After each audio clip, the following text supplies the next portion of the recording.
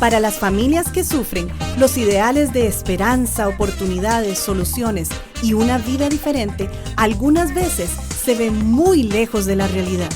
Levanta propone una solución alternativa a lo que hasta hoy se ha oído con relación a la familia, matrimonio e hijos azotados por la violencia doméstica.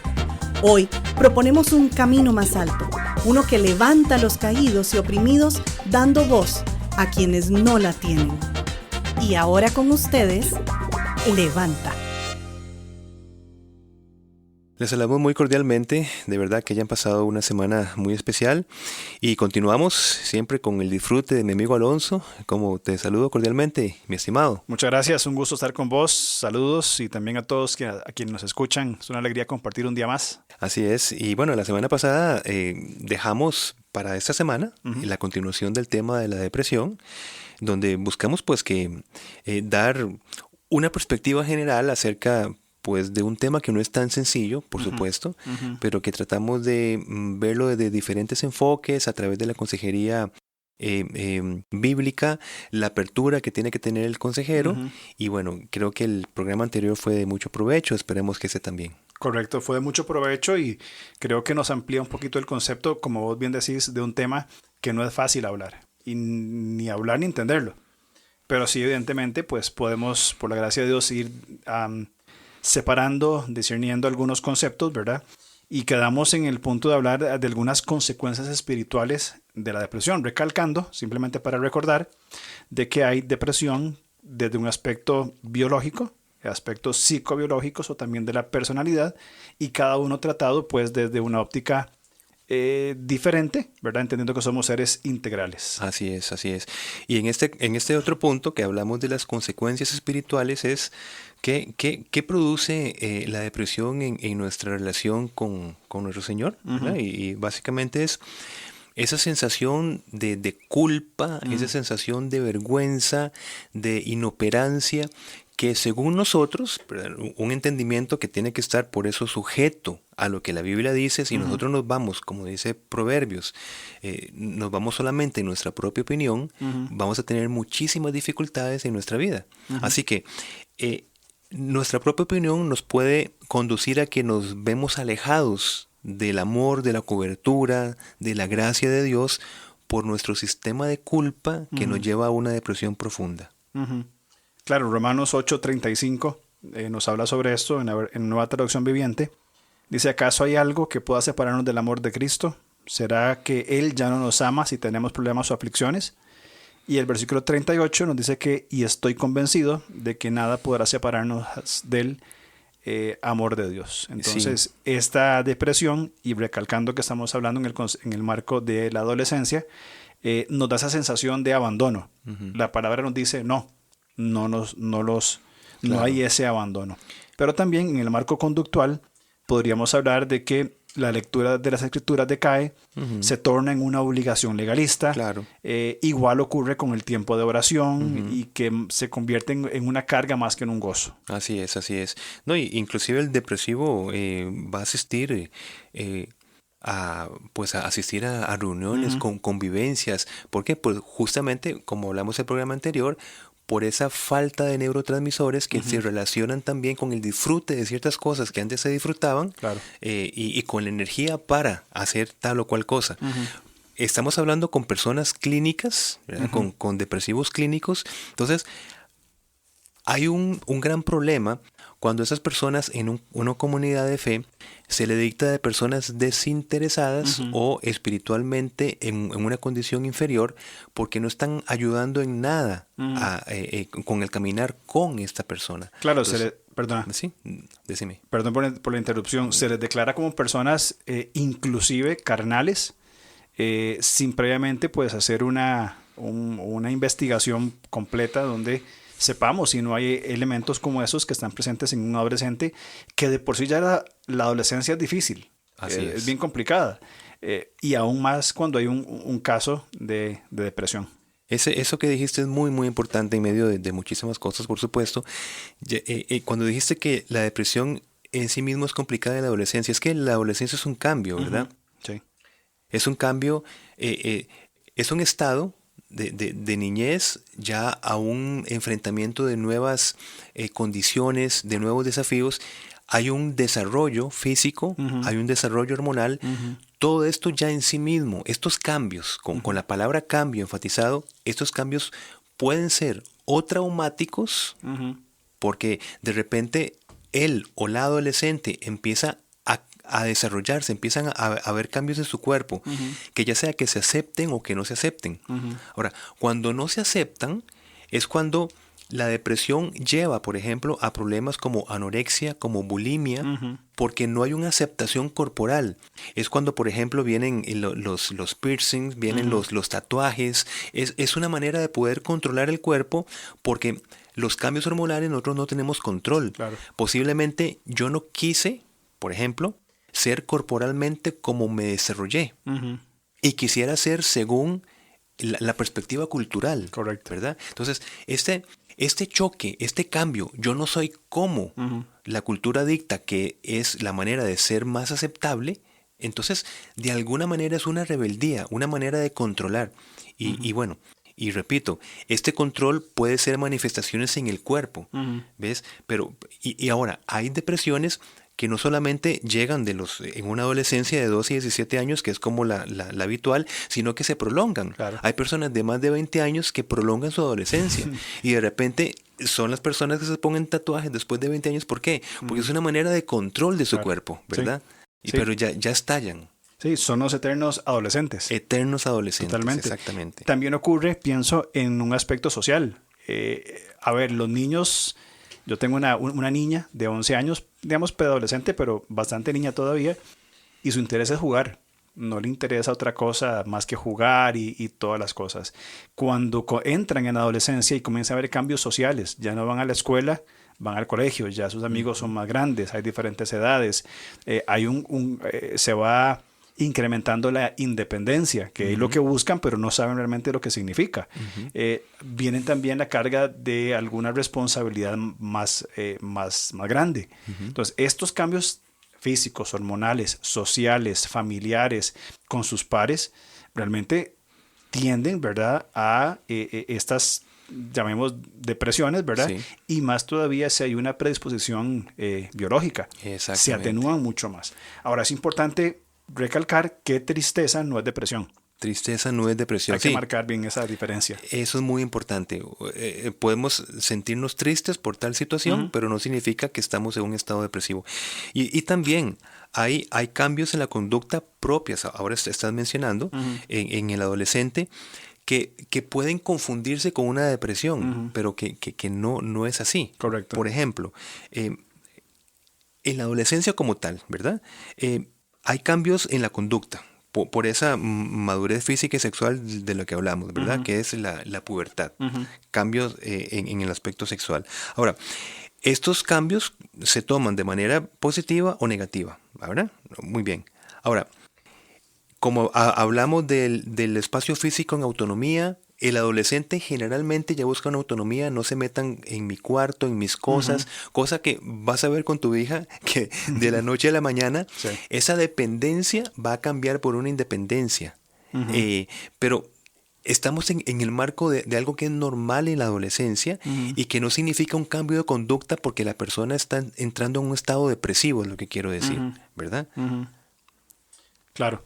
También, aparte de esta autonomía que mencionas, este crecimiento que va a haber, va a dejar de expresar emociones y problemas. Hay un aislamiento, que eso, a ver, podría decir de que el aislamiento es normal, y lo digo con mucho cuidado, o sea, es parte, ¿verdad? Al menos va a darse.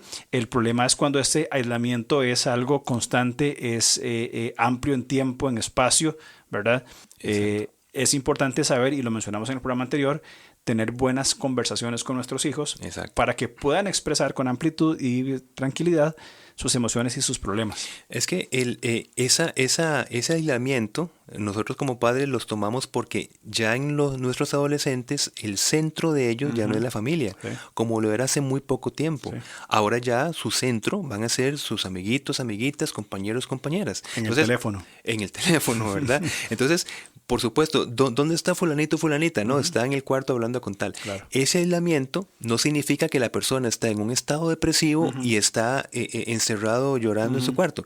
Es algo dentro del espectro normal en la adolescencia. Simplemente cambiar el foco de atención y de tiempo.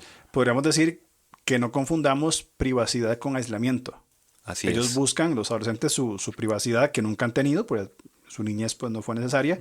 Ahora buscan su privacidad, su tiempo, su espacio. No lo confundamos con un aislamiento. ¿Y por qué? Pues precisamente por esos cambios hormonales sexuales. Ya se ve, ya la mujer o el hombre se ve que ya necesita una intimidad física porque ya hay cambios evidentes en su cuerpo. Ya una niña no tiene problema de exponer ciertas partes de su cuerpo frente a sus padres. Claro. O un adolescente ya no. Ya ve que el cambio se dispara de una manera muy, muy fuerte, ¿verdad?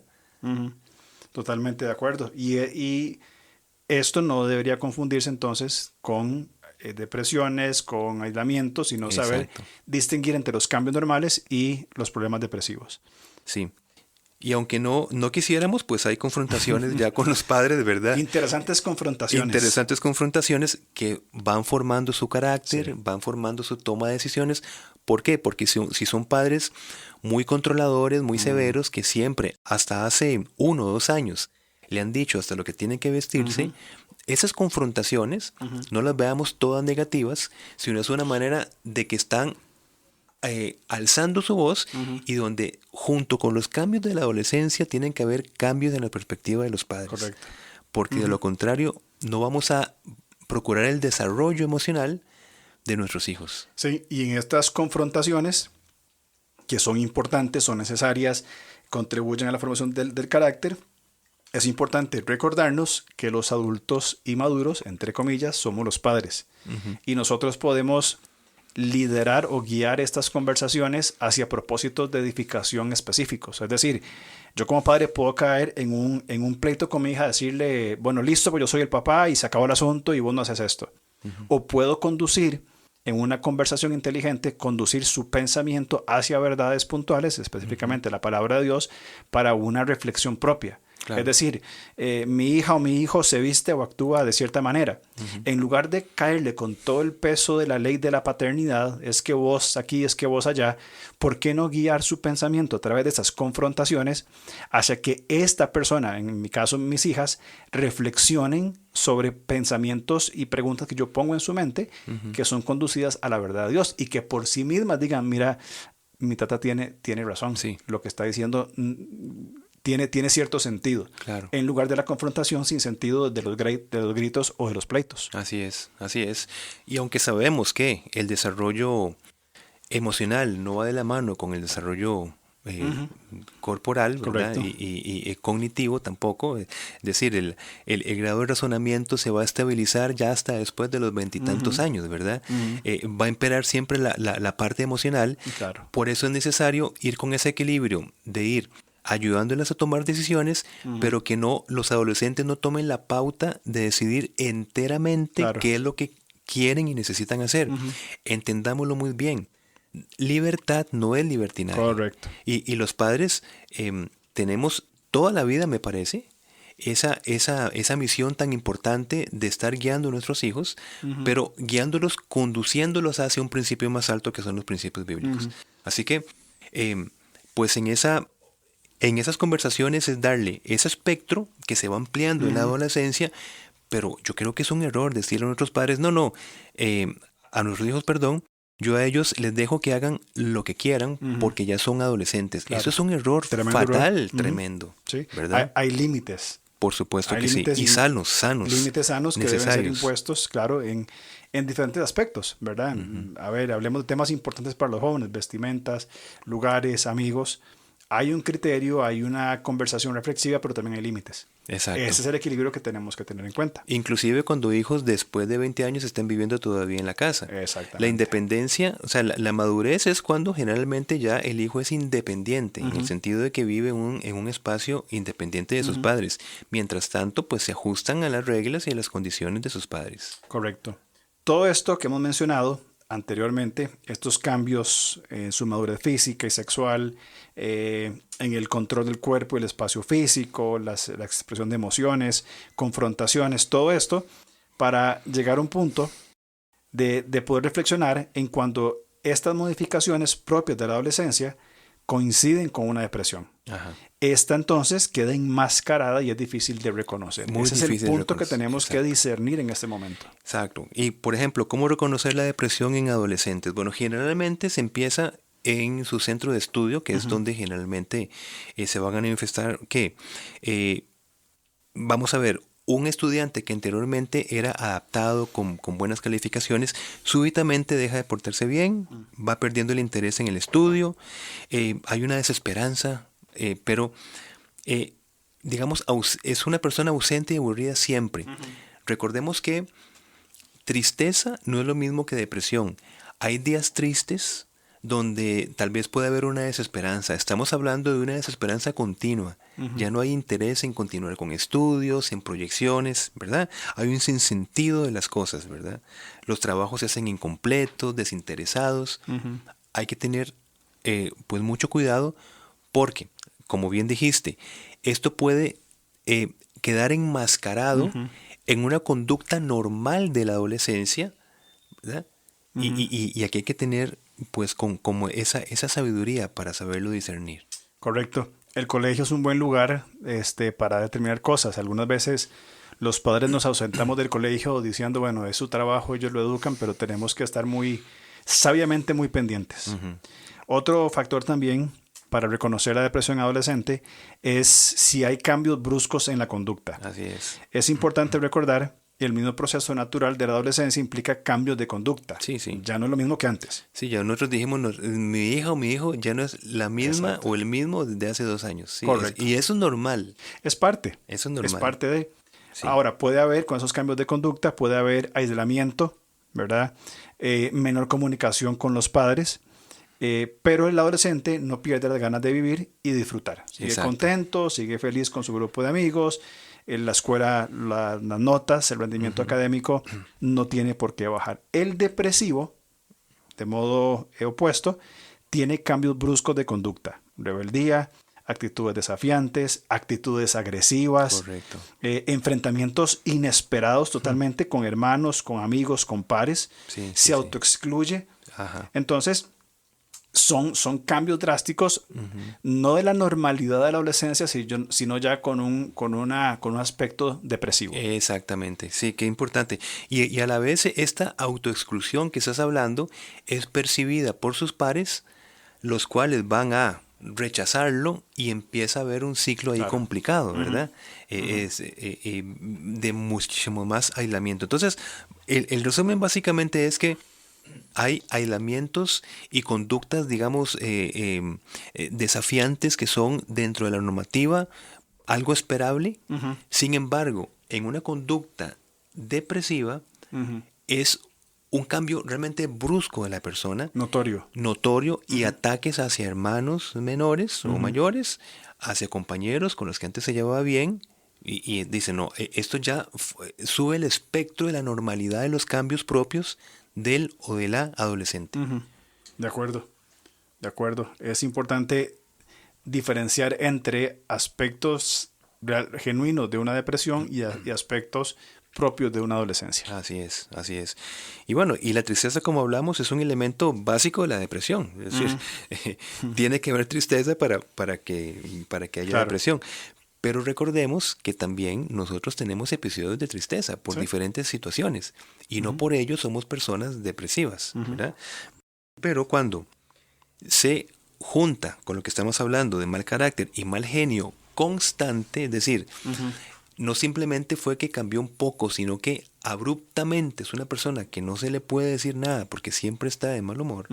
Entonces, ahí es donde esta muestra irascible de la persona con expresiones violentas y que coinciden con ideas de hacerse daño, autolesiones, conductas suicidas, conversaciones de despedida, esto sí es urgente de tratarlo como una muy posible condición de depresión severa. Correcto. Es interesante cómo lo planteas de que la depresión no solamente es una conducta de tristeza, sino también agresiva.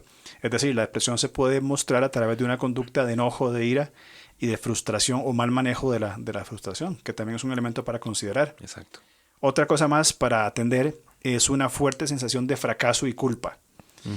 Sentimientos exagerados, inadecuados, que se ponen sobre sus espaldas, culpas y fracasos, no soy bueno en el colegio, no soy bonita, no soy, etcétera, tiende a atender una posible depresión, ¿verdad? Inclusive se echan la culpa a los adolescentes de situaciones que no pueden controlar, como la separación de sus padres, los problemas de sus padres, los problemas económicos de sus padres. Hay que tener mucho cuidado porque esta tendencia a la depresión es que asumen como una parte de la ecuación de lo que está pasando en su entorno familiar.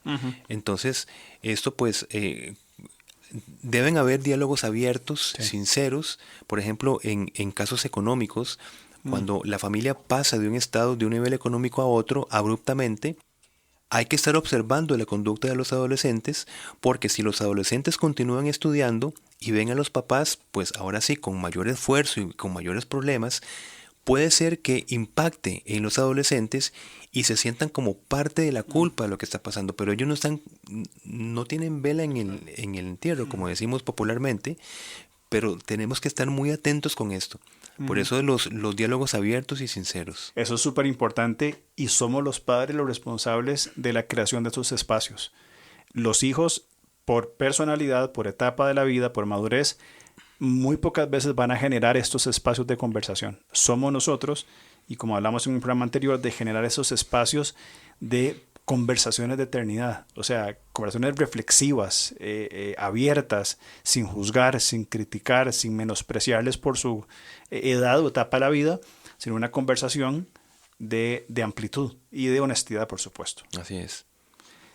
¿Qué más nos queda entonces? Mira, el último punto, que es el más destacado, el síntoma más destacado de la depresión, el de más cuidado, y que es las conductas suicidas. Esto sí requiere una atención inmediata profesional, y aquí no se puede jugar con ese estado, porque ya para que la persona se autolesione, esta persona significa que tenía un grado avanzado en esa olla de depresión interna por diferentes detonantes, como lo hablamos en el programa anterior. Ya se han mezclado diferentes cosas. La tendencia que puede ser hereditaria, ¿verdad? A no reaccionar adecuadamente ante la frustración o las situaciones, su aspecto psicosocial, o sea, qué está pasando, falta de testimonio en sus padres, etcétera, y también la perspectiva que la persona tiene de sí mismo, del sentido de su vida, etcétera. Estas tres cosas, es como en unos programas llamarían la tormenta perfecta, hacen que la manifestación más peligrosa sea la autolesión. Esto es importantísimo, tener en cuenta estos elementos, no descartar ninguno, no descartar un aspecto biológico, emocional o de la personalidad, sino considerarlo, ¿verdad?, como algo importante. O sea, creo que como padres y como adultos de una sociedad en que estamos, no podemos nunca menospreciar una tendencia suicida. Por más, aunque quizá supongamos de que, y me atrevo a decir esto, la cosa no es tan en serio, nunca podemos asumir esa posición. Claro. Debe ser atendido con toda la urgencia del caso, escuchar, ¿verdad?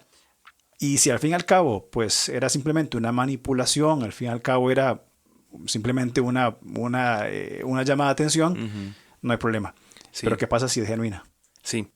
Es bueno que toques también ese otro aspecto, porque también se da. Sí. Hablamos de manipulación del cuerpo. Entonces, mientras unas personas buscan un tatuaje, una persona manipula el cuerpo cortándose, porque sabe que va a llamar la atención, esa atención que está necesitando. Claro. ¿Ves? Eso puede darse. Es un llamado tremendo de necesidad de atención. Exacto. Pero el problema es catalogar todas esas acciones dentro de ese espectro. Porque Correcto. Imaginémonos que no sería esta sino es una actitud más complicada en su psiquis. Y ya ahora sí depende de una intervención urgente de un profesional de la salud. Totalmente. Acompañado de un valga la redundancia, Claro. un acompañamiento, un caminar pastoral de consejería, donde se puede trabajar en esta interconexión sabia de acuerdo a las Escrituras. Exacto. Algo importante que quería mencionar también, que lo he visto muy a menudo, es el autodiagnóstico. Es que yo sufro de ansiedad, es que yo sufro de depresión, es que yo sufro de ataques de pánico. ¿Ok? ¿Y quién te lo diagnosticó? O sea, ¿quién? No, yo busqué en Google, ¿verdad? Y Google me dijo que tenía ataques de ansiedad. Seamos sabios en cómo procesar estas cosas con nuestros hijos, adolescentes, iglesias, etcétera, de que sean realmente cosas genuinas, ¿verdad? Y no manipulación. Encuentro mucha gente, y yo creo que alguna, es más llamar la atención de decir, bueno, yo tengo esto y se victimizan y se autodiagnostican, ¿verdad? Como también una llamada de atención. Entonces, no podemos, en estos casos, al menos particularmente creo, que no se puede desatender nada. Debemos atender con diligencia porque en el peor de los casos simplemente fue una falsa alarma, pero que sí es verdadero. Claro que sí. Y yo de mi parte termino asegurando definitivamente que hay factores perjudiciales que pueden venir del seno de las propias familias, que pueden desencadenar eventos depresivos, conductas suicidas, pero es que la familia es una comunidad terapéutica por excelencia, ¿verdad? Así que cuando esto no sucede, también gracias a Dios se ha provisto de comunidades de jóvenes de fe que puedan ayudar a otros adolescentes y estas ya se convierten en esas familias no nucleares, sino una extensión de la familia donde ven principios, donde ven valores que posiblemente no ven en su familia, pero que son personas adolescentes que se levantan de su condición por disfrutar de estados que debieran de haber disfrutado en el seno de su familia, pero que Dios pues permite que se desarrollen fuera de su casa. Y gracias a Dios por estos recursos, ¿verdad? Sí. Así que pues también motivamos a las familias que nos están escuchando, primero de que tomen a Jesucristo como el Señor de su vida, de su familia, y que también interactúen con comunidades de fe. Comunidades de fe donde se van a velar por principios, se van a vivir. Tenemos una comunidad de jóvenes en nuestra iglesia que muchos de ellos manifiestan que le dan muchísimas gracias a Dios por estar en medio de valores que nunca han visto en su familia.